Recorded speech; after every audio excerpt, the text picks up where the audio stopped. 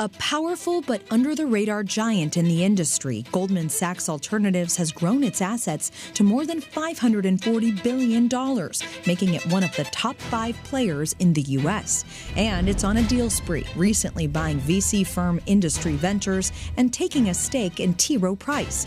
Goldman's global head of asset and wealth management, Marc Nachmann, sat down with us to discuss how private credit has been a key driver of growth and what happens to the asset class when the cycle turns.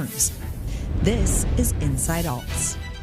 So thank you so much for being here, Marc. Goldman's alternatives business, people may not realize this, but you guys have about $542 billion in assets under management, which makes you a top 5 player in the space.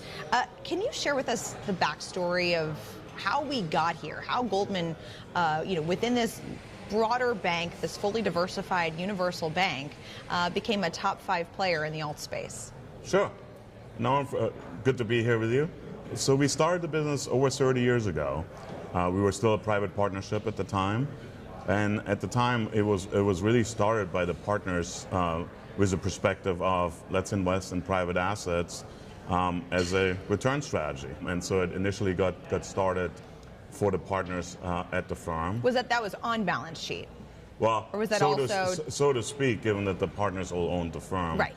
And then very quickly, we decided in the 90s to start in fund format. And initially that started with the firm participating in the funds through the balance sheet, the partners directly, individually participating, the broader employee base participating, and we opened it up to our wealth management business and had our wealth clients participate in there. And then it grew from there, where we then went to institutional clients, pension funds, sovereign wealth funds, and so on. And so we've been in the business for over 30 years, as I mentioned, and started early on with private equity, as well as what now is called private credit. People didn't talk about it as private credit back then, but we started our first mezzanine fund in '96. So we've been in the private credit business for 30 years now. We have an infrastructure business, we have a secondary business, we have a GP stakes business, we have a growth equity business, and so the full range of products across the private credit side, from investment grade, direct lending, mezzanine, hybrid capital, and so on.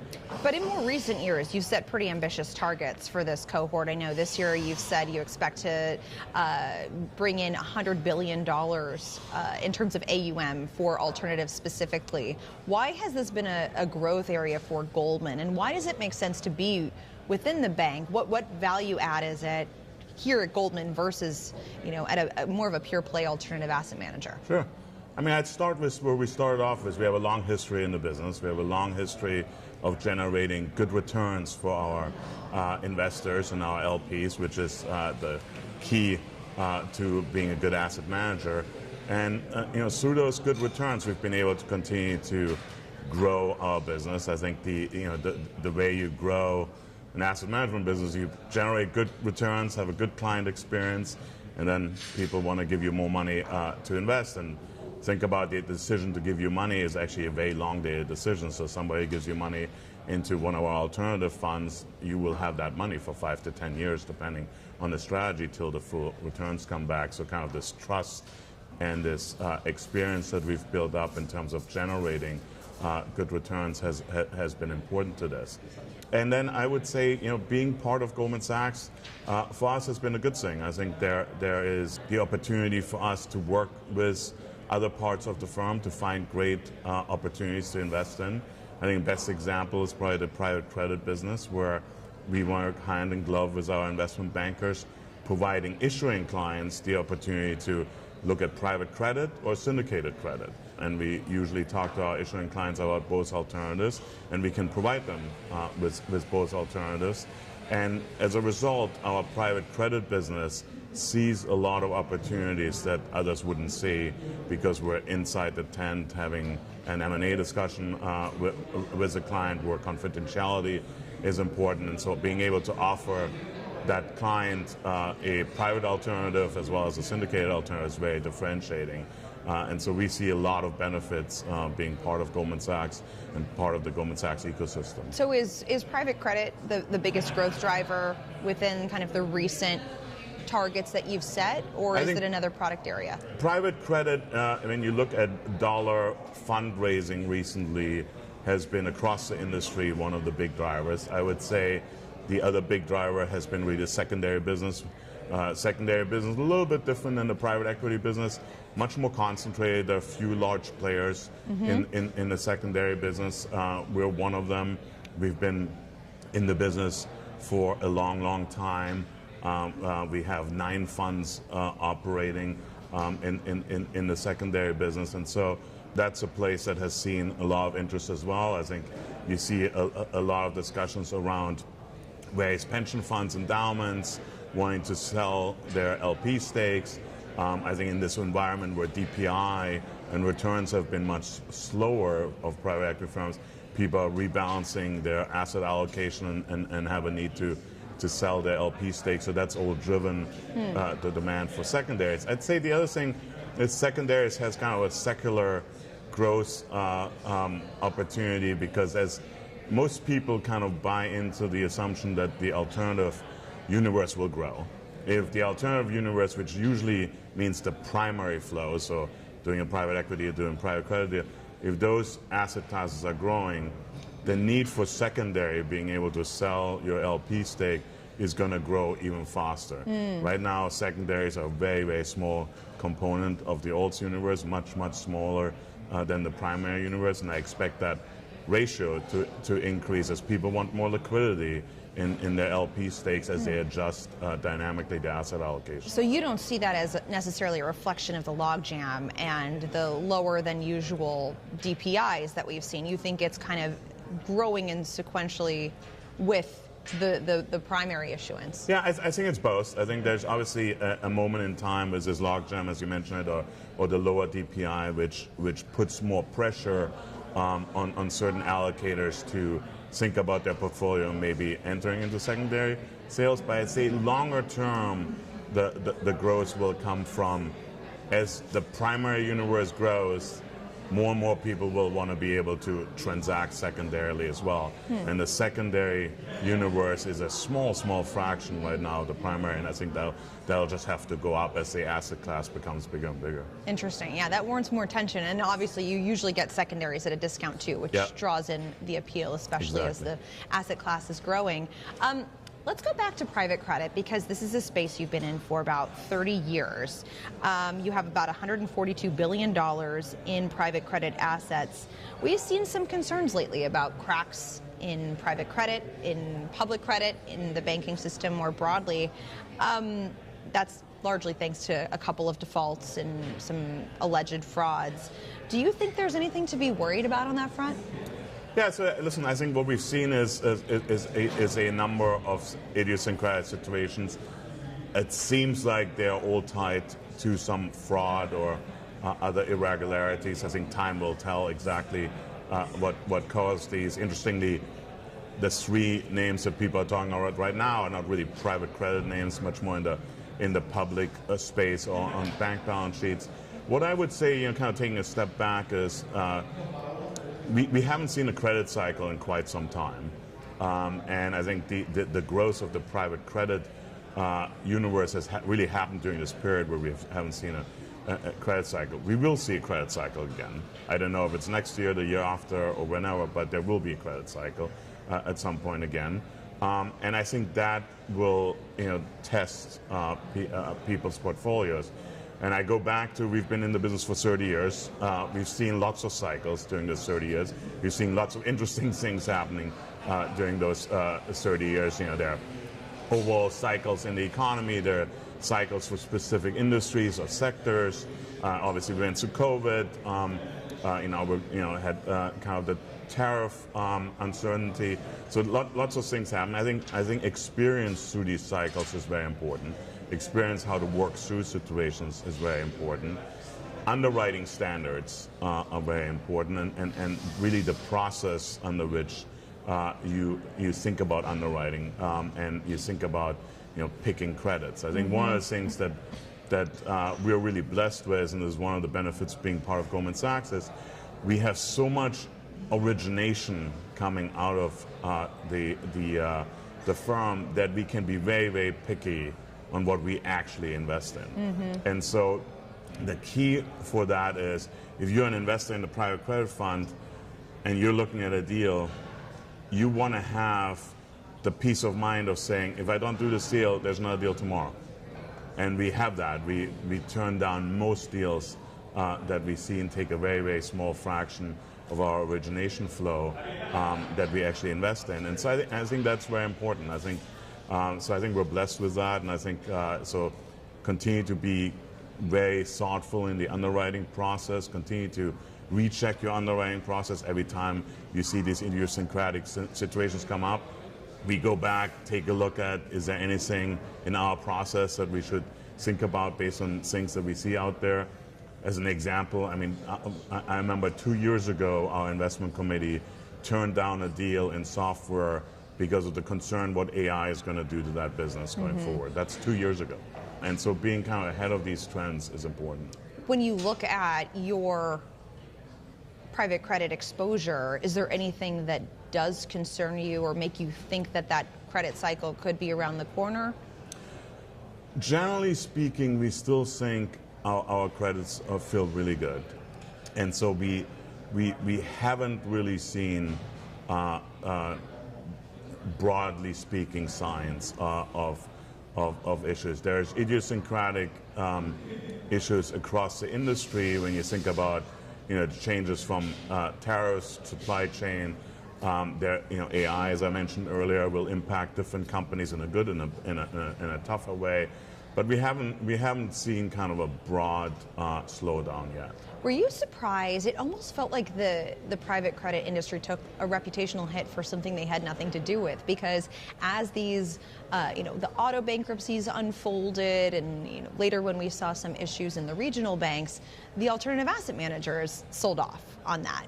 Especially the ones that had more exposure to private credit, which led a lot of people to say, the market is reacting to this as if it is a private credit issue, when private credit had very, very minimal exposure to all of these cases, which makes me wonder what happens to private credit when there is a really big issue and private credit can be blamed. What does that do to the industry, and how do you think about that?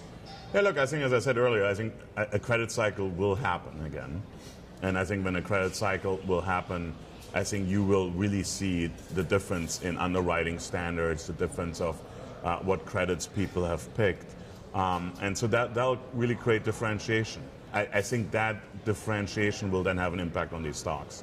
I think some people will fare better than others. You never want to see a credit cycle as an investor, but if you think you're a good investor, you like the differentiation that may come out of that. And so we'll see. But I think that when we see that broader credit cycle, I think the market will do what the market does and figure out who's done well, who's not done so well. Because what will happen is the asset class will continue to be a big asset class. And I think what will happen if you go through a credit cycle, you'll see who is good at it and who is not as good at it. And it'll move the fund flows into that direction. How concerned are you by this notion of non-depository financial institution exposure, NDFI? That's something that's caught a little bit more regulatory attention. Goldman participates in this space, so you see it kind of from all angles. And I know that John Waldron of Goldman recently mentioned that, if there is a credit cycle, everyone's going to be affected. This isn't going to be something you just see in private credit or you just see in the banking system, because everything is so interconnected at this point in time. Is that something to be worried about? Do you think that's something that should draw more scrutiny, or do you think that it's just a natural evolution of finance at this point? Look, I think it's definitely something we're monitoring, and I think we very carefully look at our exposure as a firm around that, and we consistently have meetings around it and discuss our processes, how we do things, how we continuously look at things, and so I think it'll be part of if there's a credit cycle that will be part of it, and I think how you structure deals, how you underwrite will matter a lot, and I think the COVID crisis in some sense from a credit perspective was way too short-lived in a sense to really make any conclusions out of it, and was primarily kind of March 2020. But in March 2020, you saw some differences in terms of how people structured deals, with others in the space and what protections they had. And I think all those things, all the nitty-gritty will actually matter when we go into a credit cycle. Well, speaking of deals, you have been doing some yourself recently with Industry Ventures. This one I want to dig into a bit because they have $7 billion in assets under management. No small number, but it doesn't necessarily move the needle for Goldman Sachs. So we're really excited about it. So we know Industry Venture for over 20 years. We've been investors in their funds, and 6 years ago we bought a GP stake in our GP stake business, Peters Hill. And so we've owned part of the company and know Hans and the team really, really well for a long period of time and kind of followed what they do. I'd say I'd start with, one, they have a long experience. They've been doing this for 20 years. Two, their returns are amazing. So you look at them over the entire time, they've returned more than 2.2 times net investment returns. So that's pretty good metric. They fit really well with us because what they do is they're partner to the VC industry. They do secondaries in VCs, they seed VCs, they partner with VCs in some primary deals. So very, very closely linked to our secondary business, which primarily does secondaries for buyout PE, real estate, infrastructure credit. And so this kind of completes our overall secondary business, and so it fits really, really well into our business, and so it'll continue to help us accelerate our growth in alternatives, which is one of our growth areas. The other thing I would say is their presence in the VC universe and ecosystem is great, and so the benefit of Goldman Sachs around this ecosystem is great. And so when I think about our tech bankers who are number one in tech IPOs, getting earlier exposure to early stage companies, our wealth business who works a lot with founders and entrepreneurs, the tie-in there is pretty interesting. So we're really excited about the acquisition. It's good to make clear that this is not an asset gathering acquisition per se. It's more about just the broader ecosystem and the broader networking that comes from it. Additionally, there was the T. Rowe deal, which Goldman bought $1 billion worth of stock, the firm's only investment in an outside asset manager. How did this come about? And how does that play into some of the bigger trends we're seeing with regard to 401ks and retail? Yeah, I'd say the T. Rowe deal, interesting deal. We have a very long-standing relationship between Goldman and T. Rowe that goes back a long period of time. I would say this deal came together, out of talking to each other, and then 6+ months ago, we decided, hey, maybe there's something we can do together. What we wanted to really do is, not just put some announcement out, but say, let's have a bunch of teams work on it and see if there's really something we can do, and let's put some meat on the bone in terms of what we can do. And so we had 4 work streams working for a number of months, really developing what we can do together, and then led up to the announcement in September, where we then actually describe these 4 different areas. And I would say it's a great partnership. It really brings together kind of the best of Goldman Sachs, best of T. Rowe. We're going to do a number of things together. Obviously, retirement is one big part of it, where T. Rowe is kind of the leader in active target date funds. That's a business that is very concentrated. There's just a few target date providers. And I think the retirement system is really an interesting system when you think about alternatives. There's obviously a lot of talk about democratization of alternatives. And one of the things that people got to really think about is it obviously makes sense to include private alternatives in people's asset allocation. When you think about 85% plus of all companies are now private, so you want to participate in that universe. It's a diversification play. It's a diversification play, and hopefully through that diversification you increase your returns. And one of the detriments of private assets is they're illiquid. And I think this is something that's really important when you think about the democratization, that people understand they're illiquid. They're not semi-liquid, they're illiquid.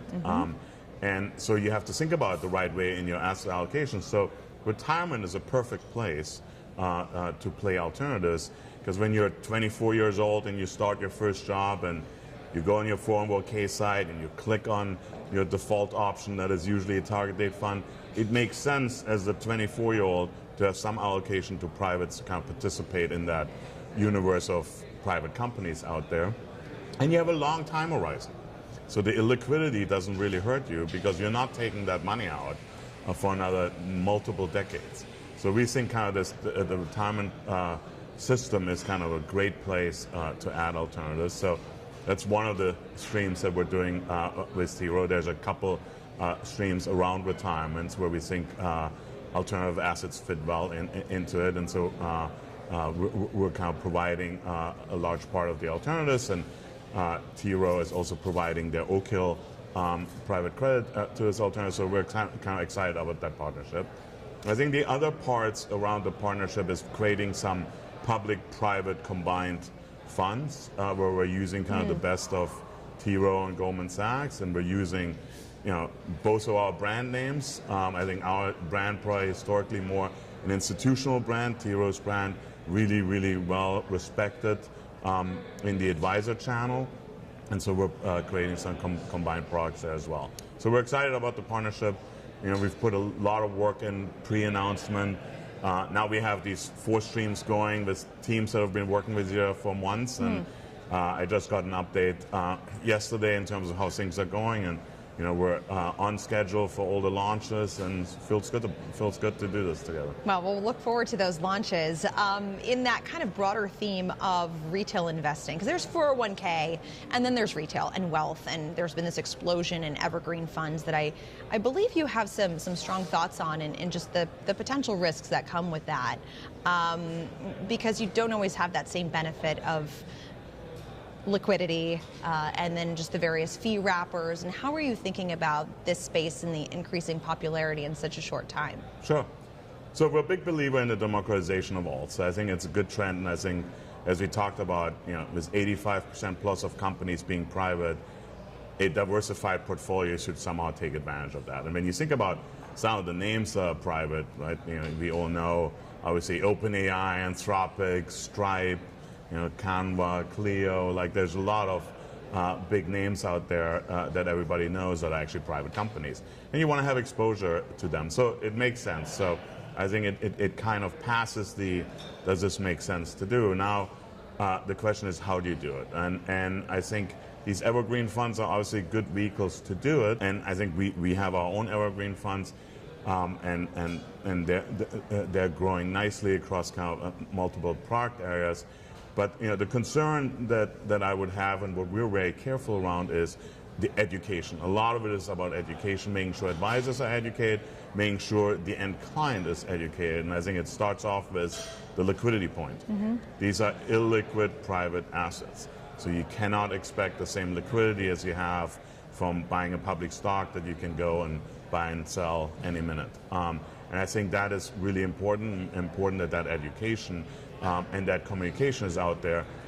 And that goes then to asset allocation. What percentage of your assets can be illiquid? And so I think being thoughtful around that is very important. So that's really around the education process. The other part is really for the asset manager, how do you run an evergreen fund? Most alternative asset managers have grown up running drawdown funds, right? So you get a commitment for $100, and then you put that in the fund, and as the asset manager finds a deal, they draw down on that $100 and invest your money, and it can take 2, 3, 4, 5 years to draw down that $100, and that's kind of the historical practice. Evergreen funds, I put in $100 today, and I expect to make the advertised return starting today. And so how do I do this as an asset manager? I got to have today ready for the $100 that you just gave me, a bunch of assets that will then generate that return. And that's hard to do. And when you think about how private assets usually work, there's usually a several months difference between when you sign up to do a deal and when the deal closes. So when I sign up to do deals today and I run an evergreen fund, I have to think about how much flows am I getting 3 months from now, 4 months from now, that I can sign a deal up today to match these flows coming in and getting returns. And so that matching process is actually pretty complicated. Absolutely. And so one of the things that's really important is to have these evergreen funds sit in a broader ecosystem where you don't just have that formulation and where you have a lot of drawdown funds. And if these evergreen funds are a small percentage of your entire universe, as an asset manager, you can now manage this because you do lots of deals, you have different vehicles, and you can take care of the drawdown fund as part of a smaller percentage of your overall allocation of your deals. And so that whole construct is something that as asset managers we have to do a good job on. But is that what's happening? Because we've seen popularity in these, Goldman and elsewhere, just in the last few years or so. So what does that mean if you need to deploy that capital right away and everybody is doing so at the same time? Yeah. What does that do, particularly maybe in the private equity realm, for just overall asset prices and the potential for ROI down the road? Yeah. And so I think that is a concern. I think that I go back to we're blessed with a lot of origination flow. We turn down most deals, so we don't have kind of a flow problem, and we are predominantly drawdown funds as a mix, and so we feel like we can manage it. But I think one of the concerns is, are you feeling too much pressure from the flow in the Evergreen fund, and are you ending up doing deals that are not as good return or not as good deals because you have deployment pressure? And at what point does that kind of ruin the game for everybody else, exactly. too? And so that's something that, as an asset manager, I pay a lot of attention to. I think, as an example, I don't have deployment targets for my team, because the last thing I want is anybody feeling like they have to deploy for any reason. So we watch this very, very carefully to make sure that every deal stands on its own.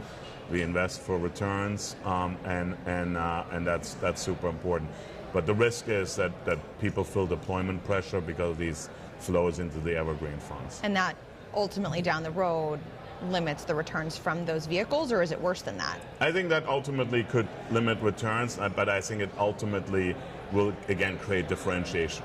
It's similar to a credit cycle. I think there's another saying, some people will be good at handling this, some people will let the deployment push investing decisions. I think there are stories out there of investment committees overruling teams to actually do a deal when teams say don't do a deal. So I think that those are things that you got to watch, and I'm super focused on in terms of how we deploy and making sure that every investment deal stands on its own. And lastly, on the deal category, we talked about industry ventures, we talked about T. Rowe.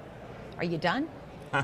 Is there more coming? What I would say is, as we've talked about this over the last couple of years, our asset and wealth management strategy is primarily an organic strategy. We think there's a lot for us to do organically, and so we feel like we have a lot of organic opportunities to continue to grow our revenues at high single digits.